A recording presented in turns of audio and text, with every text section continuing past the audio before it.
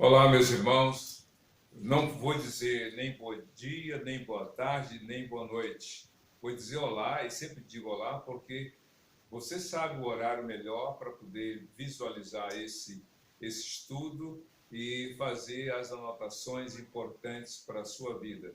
Volto a insistir, esse estudo, na verdade, é uma série que se baseia nesse material aqui que você já conhece, revista Impacto Realidade Batista. Esse material é de 2001, como aqui está indicado, foi elaborado por uma equipe da Convenção Batista e esse material foi divulgado num evento que aconteceu em Niterói daquele ano. Mas o mais importante, como eu gosto aqui de enfatizar, é o que estamos estudando não é algo que simplesmente diz respeito às ideias, pensamentos de um grupo denominacional, de um grupo religioso, de uma denominação chamada Batista.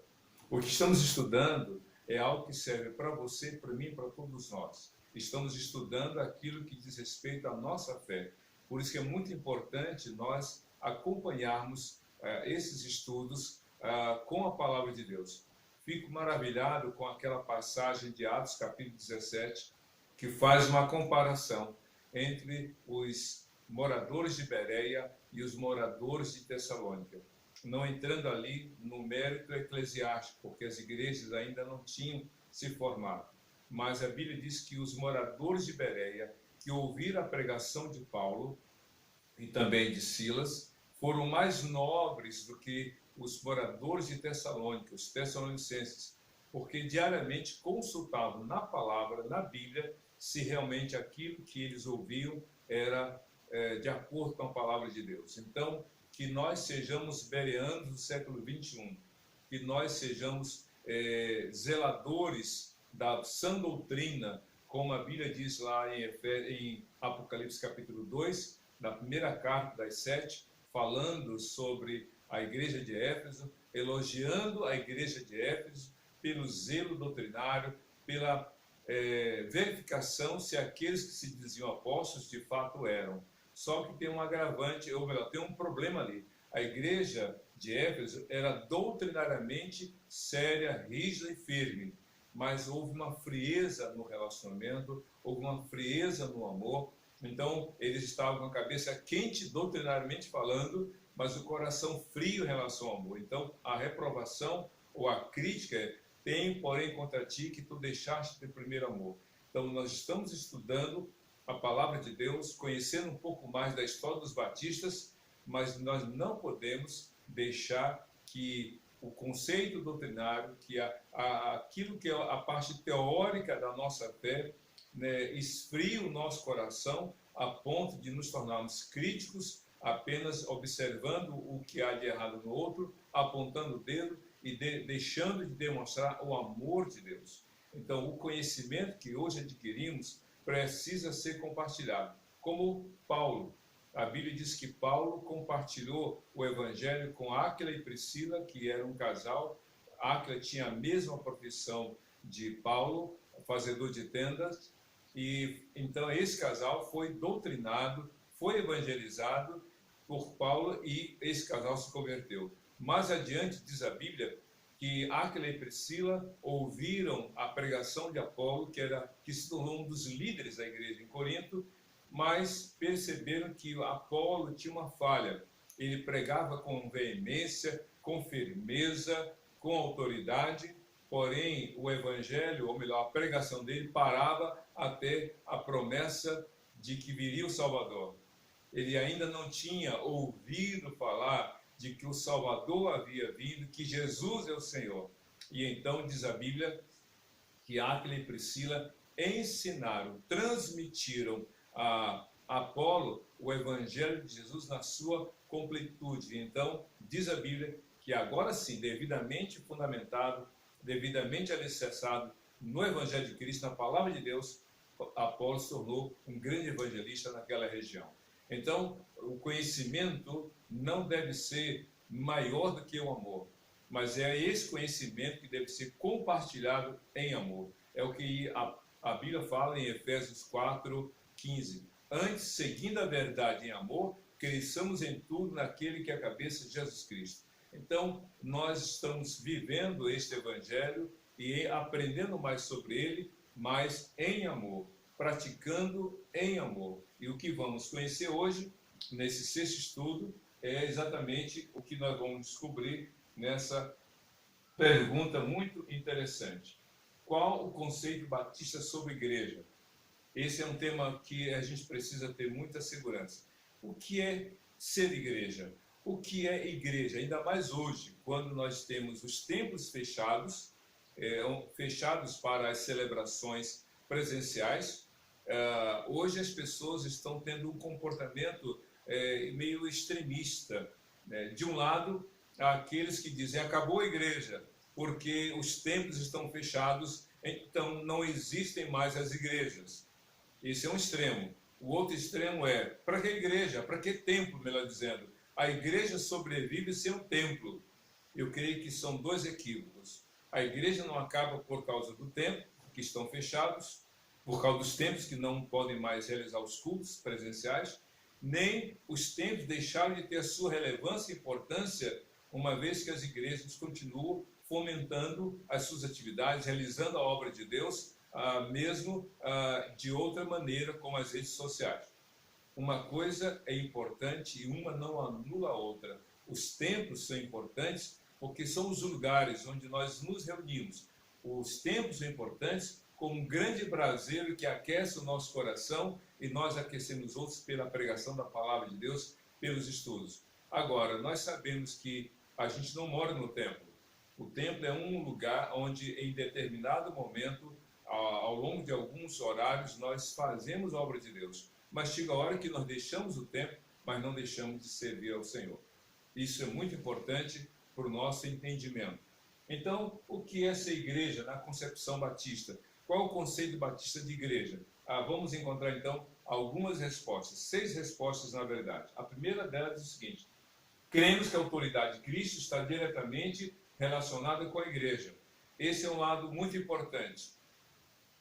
A autoridade da igreja, na verdade, só existe porque Jesus, que é o Senhor, exerce essa autoridade diretamente na igreja. Veja só que coisa interessante. Jesus é a autoridade na igreja.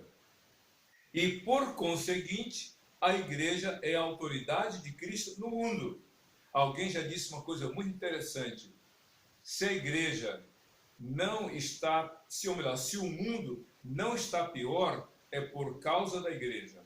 Ou seja, a igreja é como aquele grupo de crentes, lembra de Sodoma e Gomorra, onde Deus falou para Abraão: se houver 10 justos naquela cidade, não a destruirei.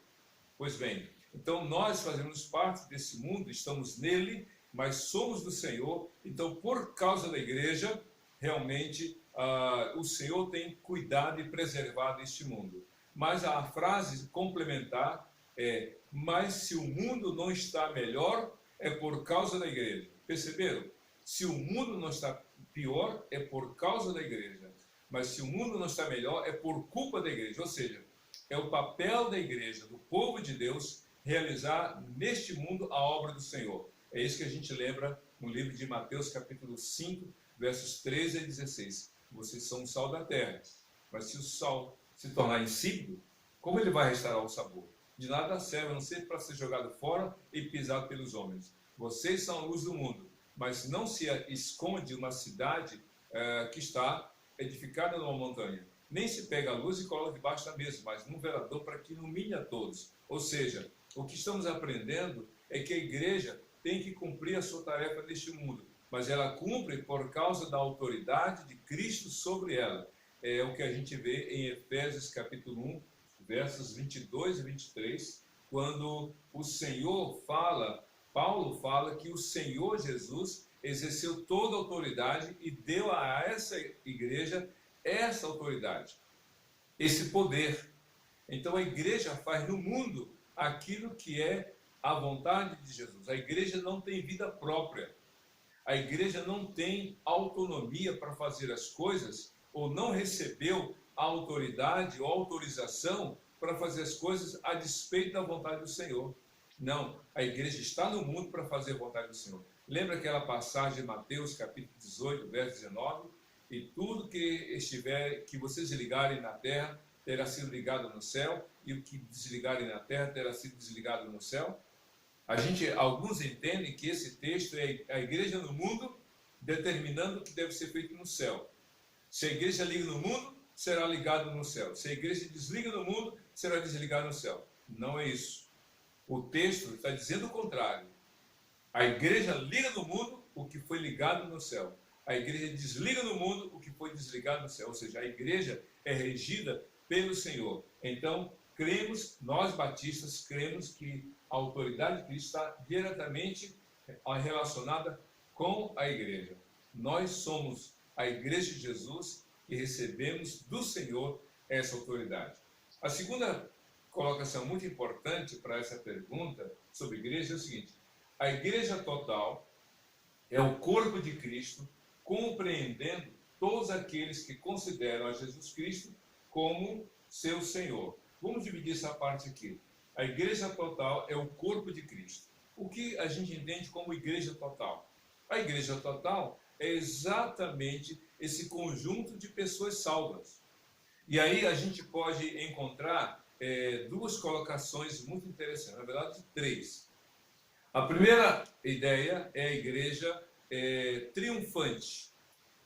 A igreja triunfante, ou melhor, a igreja universal. Quando a gente fala universal, igreja universal, que é um termo que se usa na doutrina batista, a igreja universal é o somatório de todos os salvos, desde Adão, o primeiro salvo, até o último que será salvo antes do arrebatamento.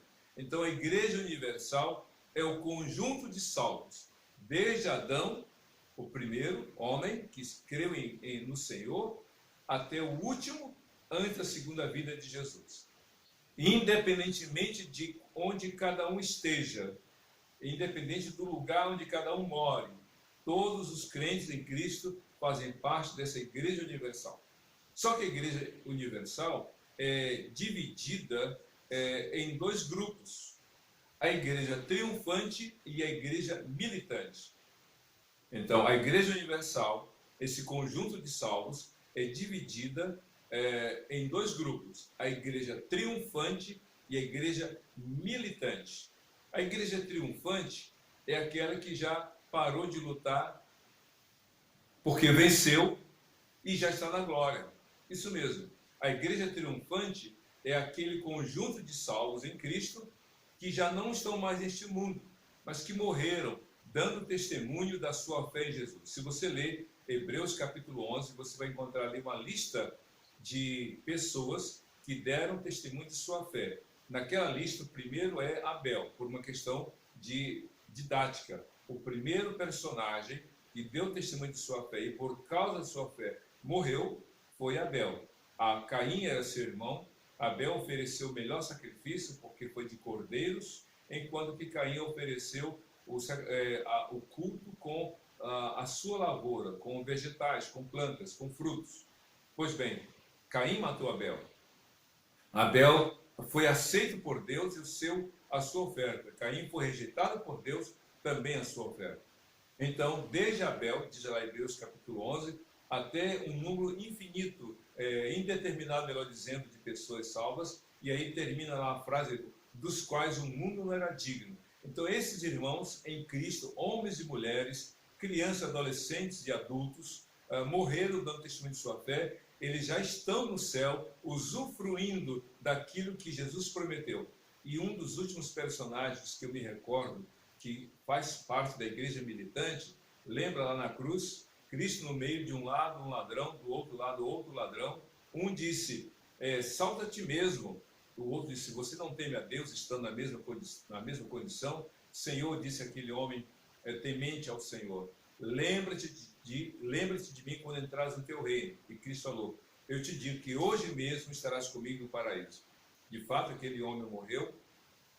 Cristo morreu antes, porque Cristo não teve as pernas quebradas, morreu por volta das 3 horas. Aquele ladrão morreu junto com outro horas depois, porque as pernas foram quebradas, mas ele foi para o céu. Então a igreja triunfante é composta de todos os salvos que estão na glória eterna, sem dor, sem lágrimas, sem sofrimento, sem saudade, sem nenhum tipo de qualquer sofrimento que aqui na terra nós passamos. Essa é a igreja triunfante. Mas a igreja militante é aquela igreja que milita, que luta, que está no embate, que está no fronte, que diariamente enfrenta a perseguição, que enfrenta a maldade, que enfrenta aqueles que não creem em Cristo, que perseguem os cristãos, como Paulo perseguiu os cristãos. Pois bem, a igreja militante é essa igreja que está no mundo, que está vivendo a obra de Deus, fazendo a obra do Senhor. E se você ler 1 Pedro capítulo 5, do verso 5 ao versículo 11, lá um trecho do texto diz Pedro que nós estamos sofrendo como outros irmãos espalhados pelo mundo. Então, esses irmãos que estão no mundo, nós fazemos parte da igreja militante. Só que tem uma outra coisa muito interessante sobre a igreja de Jesus. É que essa igreja militante, existe a igreja total, que faz parte de todos os crentes que estão neste mundo, todos os crentes, todas as igrejas evangélicas, faz parte desse conjunto da igreja militante. Mas essa igreja militante tem a igreja local. E o que é a igreja local? É a igreja que tem o seu endereço, o seu logradouro, o seu CEP. Por exemplo, a nossa congregação funciona provisoriamente aqui na rua Passo, na rua Miguel, na rua Major Correia de Melo, corrigindo, na rua Major Correia de Melo, 705. É o nosso endereço provisório. Pois bem, daqui a pouco, se Deus quiser, iremos para um lugar melhor e maior. Então, é a igreja que tem um endereço, é a igreja local, onde nela está presente aquele grupo de irmãos que entregaram a vida a Jesus. Então, você entende a igreja universal, que é a igreja que é composta de todos os salmos, a igreja triunfante que está no céu, a igreja militante que se divide no conjunto dos evangélicos neste mundo e a igreja local.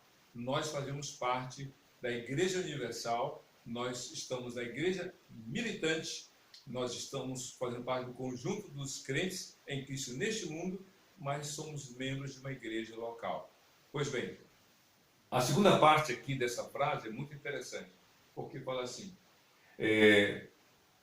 compreendendo todos aqueles que consideram a Jesus Cristo como seu Senhor. Sabe o que é isso? É que só pode fazer parte da igreja de Jesus aquele que crê em Jesus. Ninguém é obrigado a fazer parte da igreja de Jesus, porque se fosse, não ficaria ninguém de fora. Imaginou Noé construindo a arca? Se todos fossem obrigados a entrar na arca, você acha que Deus deixaria alguém de fora? Não, porque Ele quer salvar a todos, mas Ele não obriga. E porque aquela multidão não creu, só entrou na arca quem creu. No caso foi Noé, sua esposa e os seus 3 filhos e as suas 3 noras. Eles entraram porque escolheram entrar. Essa é a grande bênção. Deus não obriga, é uma escolha. Então, para fazer parte da igreja de Jesus, você precisa fazer a sua confissão pessoal, individual e intransferível. Eu creio que Jesus Cristo é o meu Senhor e o meu Salvador. Só que tem um detalhe. Você tem que fazer essa declaração não somente para fazer parte de uma igreja.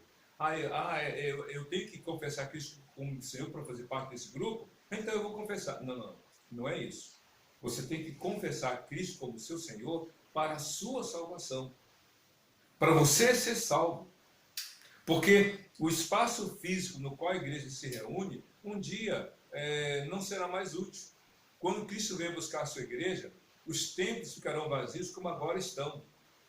Os instrumentos não serão usados, como muitos deles estão sem uso. Os equipamentos de som ficarão em silêncio, como nesses lugares hoje estão. Só que naquele dia do arrebatamento da igreja será definitivo. Então não aceite Jesus tão somente fazer parte de um grupo social, religioso, que você gosta, porque lá tem pessoas interessantes que você admira. Não. Entregue a sua vida a Jesus para a sua salvação, para a sua vida eterna com Ele nos céus. Fazer parte da igreja é consequência. É consequência e resultado. Mas vamos avançar então. Outra coisa importante para responder essa pergunta. Qual é o conceito de igreja para os batistas? Queremos que a igreja apareça visivelmente nas congregações locais, onde os seguidores, corrijam aqui, onde os seguidores de Cristo, onde os seguidores. O que quer dizer isso aqui? Vamos por parte. Primeira coisa, queremos que a igreja apareça visivelmente nas congregações. Quando a gente fala de congregação, estamos falando aqui de pessoas que se reúnem em determinado lugar. Então, a igreja de Cristo, lembra que eu falei da igreja triunfante e a igreja militante? A igreja triunfante, ela é invisível aos olhos humanos. Por quê? Porque ela está lá no céu. Seu avô que morreu em Cristo, sua avó que morreu em Cristo, o seu tataravô que deu testemunho de fé, sua tataravó que foi da igreja, que foi batizado em nome de Jesus, seu colega crente que morreu está no céu. Então, essas pessoas são invisíveis para nós, mas elas são visíveis para Deus. Lembra o que Deus falou para Moisés? Moisés estava vivendo 430 anos depois de Jacó. Depois de Jacó. Pois bem, quando Deus se apareceu a Moisés, disse: eu sou o Deus dos teus pais, o Deus de Abraão, de Isaac e Jacó. Se você olhar bem para essa expressão, você vai perceber que Deus falou assim: eu não fui o Deus deles. Deus não falou isso. Muito embora Abraão, Moisés e Jacó estavam mortos há mais de 500 anos, digamos assim, para Deus, Abraão, Isaac e Jacó estavam vivos. Sabe por quê? Porque estavam na presença de Deus. Se você ler Mateus 22, você vai descobrir ali que os saduceus, que era um grupo religioso, eles não criam na ressurreição dos mortos, não criam nos demais livros do Velho Testamento, só criam nos 5 primeiros, chamados de Pentateuco, de Gênesis a Deuteronômio. Então eles tentaram fazer uma, entre aspas, pegadinha com Cristo para pegar Jesus em alguma contradição. Eles disseram: Senhor, houve um homem que se casou e morreu sem deixar filhos. A lei do levirato diz que a viúva deveria se casar com o irmão do falecido para gerar filho, para dar sequência ao nome do falecido. Só que o segundo irmão, o segundo marido dela, que era irmão do falecido, morreu sem gerar filhos. Casou, então ela com o terceiro, não teve filhos. Casou com o quarto, com o quinto, e finalmente ela se casou com o 7º irmão, mas não teve filho. E por fim ela morreu. Aí ele joga uma piada. Na ressurreição dos mortos, de quem ela será a esposa? Do primeiro ou do último? De quem ela será a mulher? Aí Cristo falou lá em Mateus 22, 29. Vocês erram porque não conhecem as Escrituras e nem o poder de Deus. Vocês cometem erros porque não reconhecem nem as Escrituras, que é a palavra de Deus, e nem o poder de Deus. Vocês não vivem, não creem. Na verdade, disse Jesus, na ressurreição dos mortos, os homens nem se casam e nem se dão em casamento. São como anjos. Não se casam e nem se dão em casamento.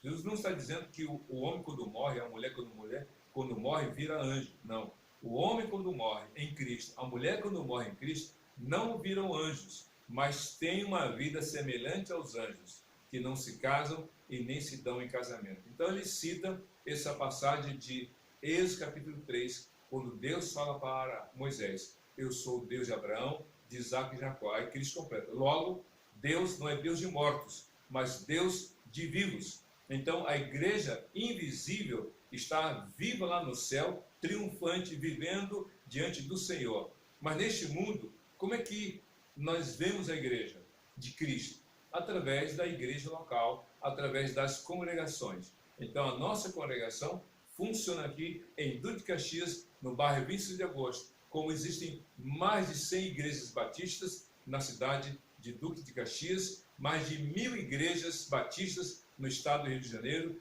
mais de centenas, milhares de igrejas espalhadas pelo Brasil e pelo mundo afora. Essa é a igreja visível. Então você e eu, que nos reunimos nos dias certos e voltaremos em nome de Jesus, nós somos a igreja visível. Pois bem, mas o que faz essa igreja local, essa igreja visível neste mundo? Aqui estão algumas das atribuições ou ações da igreja local, das congregações. Primeiro, nós louvamos a Deus em nossos cultos são cultos de louvor e adoração ao Senhor, comunicando, levando o povo a exaltar ao nosso Deus. Segundo, propagam o Evangelho. Nós estamos neste mundo para adorar a Deus e comunicar este Evangelho.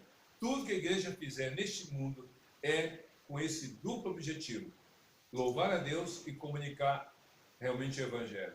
E essa comunicação do Evangelho tem duplo propósito: edificar a fé do crente e salvar o não crente. Então, quando a gente se reúne é para adorar a Deus. E segundo, comunicar o Evangelho, para que o crente seja fortalecido na fé, para que a pessoa não crente seja salva. Terceira coisa, nós ensinamos as verdades bíblicas, nós ensinamos a palavra de Deus. Meu querido, não há crescimento sem alimento. Todo corpo vivo precisa de alimento, de nutrição para o seu desenvolvimento.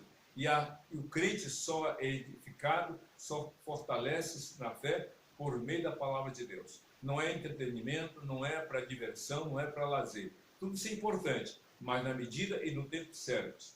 O que vai gerar crescimento é o ensino das Escrituras, da palavra de Deus. A quarta coisa que aqui é colocada, valoriza a santidade. O que é isso? O crente tem que crescer na fé. E crescer na fé é exatamente santidade. Santidade, meu querido, não é você se tornar tão santo a ponto que se distancie dos outros. Eu me lembro de uma igreja que convidou um palestrante que se dizia muito santo. E esse palestrante dizia: eu sou tão santo que não misturo com os outros. Até a refeição dele era dada à parte, ele comia em separado, com um prato especial. Nada disso. Jesus, Deus em carne e osso, esteve no meio de tanta gente, comeu com aquelas pessoas, viveu no meio daquelas pessoas a ponto de ser até criticado, dizendo os seus observadores que ele comia e bebia com os comilhões e beberrões. Negativo.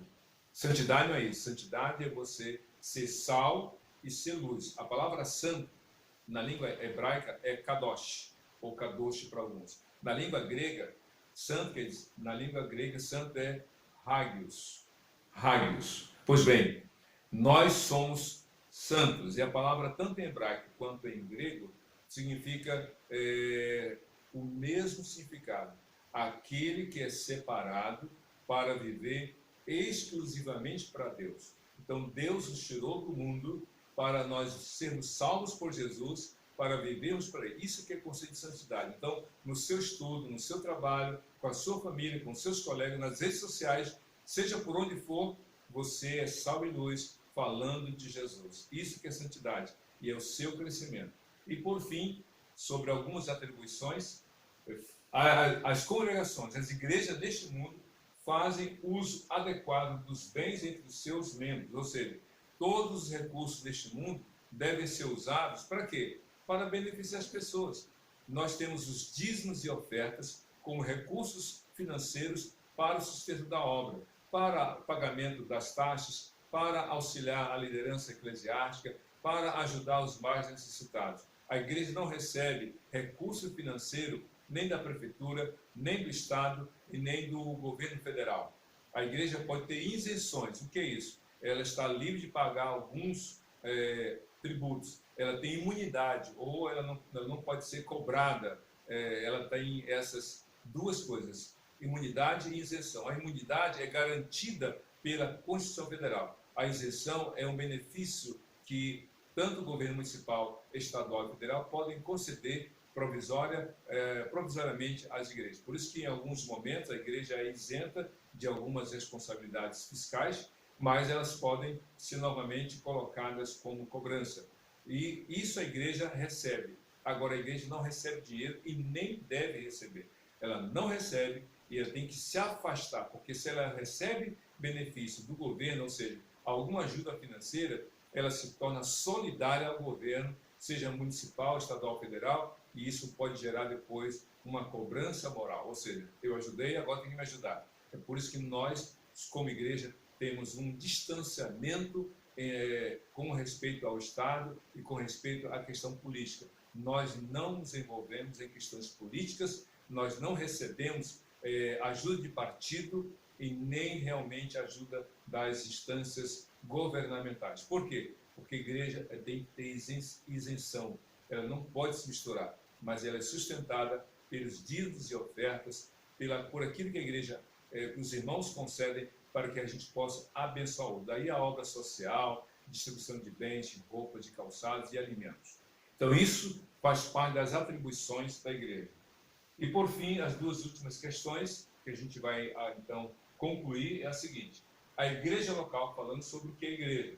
A igreja local é uma associação de cristãos que dão testemunho e servem a comunidade, cooperando voluntariamente com outras igrejas para o bem de todos. Então, uma frase longa, vamos fragmentá-la. A igreja local é uma associação de cristãos, ou seja, ela é uma associação, mas ela é um organismo vivo. Ela vive para servir ao Senhor. E os cristãos se reúnem voluntariamente. Ninguém é obrigado. É uma escolha. Mas temos que dar testemunho da fé em Jesus. Você tem que dar testemunho, eu tenho que dar testemunho. Por quê? Pastor Clark, você de qual igreja? Eu sou membro da PIB da Barra e lidero a congregação em Duque de Caxias. E aí alguém responde, pergunta para você: e você, irmão? Eu sou crente em Jesus, sou membro da PIB da Barra e frequento a congregação em Duque de Caxias. E aí você dá testemunho de sua fé em Jesus. E outra coisa, nós realmente servimos a comunidade. Uma igreja que não serve para servir, ou que não vive para servir, não serve para viver. É aquela frase: se o homem não vive para servir, não serve para viver. Então, se nós não servimos aos outros, para que nós estamos aqui? Cristo falou: você é sal da terra, tem que salgar, tem que temperar, tem que dar sabor. Você é luz, tem que iluminar, tem que mostrar para os outros as obras do Senhor, para que as pessoas busquem o Senhor. Mas também nós cooperamos voluntariamente com as outras igrejas evangélicas. Lembra o primeiro estudo? O que nos identifica como igreja evangélica, como igreja evangélica? Então nós cooperamos. Embora tenhamos diferenças entre batistas, presbiterianos, Assembleia de Deus, Maranata, Nova Vida, por questões doutrinárias, nós somos irmãos em Cristo. É como as famílias. Eu tenho a minha família, na minha família a gente tem rotina, a gente tem gostos diferentes em relação às outras famílias, mas respeitamos todas as outras famílias. Por quê? Porque é a questão particular. Nós batistas temos um jeito de ser. E tem outra coisa, nós cooperamos voluntariamente para o bem de todos. Às vezes as igrejas se unem para um evento evangelístico na praça, na cidade. Então nós cooperamos para quê? Fazemos o trabalho para nós abençoarmos as pessoas. Até porque lá no céu não vai haver carimbo denominacional. Aqui só é batista, só Assembleia de Deus, não. Lá no céu só crente. Crente em Jesus. Então a última coisa que eu quero aqui colocar é o seguinte: cremos que todos os membros da igreja local têm deveres e direitos iguais. Vejam só, direitos e deveres iguais. Como é que é isso? A gente tem funções diferentes. Eu sou pastor da igreja, pastor da congregação, então tem um peso de responsabilidade. Eu sou o líder, eu tenho que ser respeitado como líder. A minha palavra tem que ser ouvida e eu, como líder, tenho que ser reconhecido. Agora, temos diáconos, pessoas que têm outras funções, então as funções são diferentes. Agora, como membros da igreja, temos os mesmos direitos e os mesmos deveres. Todo membro da igreja tem direito a assento, fazer parte das reuniões, direitos e deveres. Todos os membros da congregação têm direitos e deveres que devem ser conhecidos e respeitados. Os deveres colocados em prática e os direitos sendo reconhecidos e disponibilizados. Isso é muito importante para que a igreja local possa se desenvolver. E essas outras informações aqui são muito interessantes. A igreja local tem um governo congregacional e suas decisões são tomadas pelo processo democrático. Isso é muito importante. A forma de governo da igreja batista é congregacional. E o regime de onde ela toma suas decisões é democrático, ou seja, não é unilateral, não é monocrática, é congregacional e democrática. Por isso que nós temos a reunião da diretoria com os membros da congregação e temos as assembleias, onde cada irmão tem o direito de saber das coisas e também se posicionar de acordo com a sua consciência fundamentada na palavra de Deus. E, por fim, cremos que o Espírito Santo guia a igreja em todas as suas decisões. Essa é a primeira parte. O Espírito Santo orienta. A gente está aqui nesse mundo, mas a gente não está sozinho. Deus deixou, o Espírito Santo foi enviado por Jesus, a pedido dele, Deus enviou o Espírito Santo e o Espírito Santo capacita cada crente a fazer a obra de Deus e andar no caminho do Senhor. Por isso que as nossas decisões são decisões fundamentadas na palavra, sob a orientação do Espírito Santo. E aí completa, capacitando os crentes a realizar a missão dada pelo Senhor Jesus. Ou seja, nós somos orientados pelo Espírito Santo, pela palavra de Deus, e nós somos capacitados. Cada crente é capacitado com os dons espirituais para então cumprirmos a missão. E qual a missão maior da igreja? Atos 1:8. E receberão poder ao descer sobre vocês o Espírito Santo, e vocês serão minhas testemunhas, tanto em Jerusalém como a toda a Judeia, Samaria e até os confins do mundo. Ou seja, a igreja no mundo está conectada com o Senhor nos céus, e a palavra está disponibilizada, e o Espírito Santo nos dá o entendimento para conhecer e fazer a vontade do Senhor. É isso que eu tenho para dizer para você nesse nosso 6º encontro, e desejo que o Senhor te abençoe. Vamos orar nesse momento? Eu quero convidar você a baixar sua cabeça e fechar seus olhos. Vamos orar. Senhor Deus, nosso Pai, muito obrigado por esse dia, por mais esse momento de aprendizado e conhecimento da Tua Palavra. Que Teu Espírito Santo nos dê entendimento e compreensão do que já foi revelado, para que como igreja façamos com alegria a Tua obra neste mundo, glorificando o Teu nome, edificando a fé dos salvos e promovendo a divulgação do Evangelho, para que outros sejam salvos e batizados em nome de Jesus, para o crescimento do corpo de Cristo, segundo a palavra do Senhor. Nós oramos assim, em nome de Jesus. Amém e amém. Que Deus te abençoe e te conceda uma vida plena em Cristo Jesus, hoje e para todo sempre. Amém.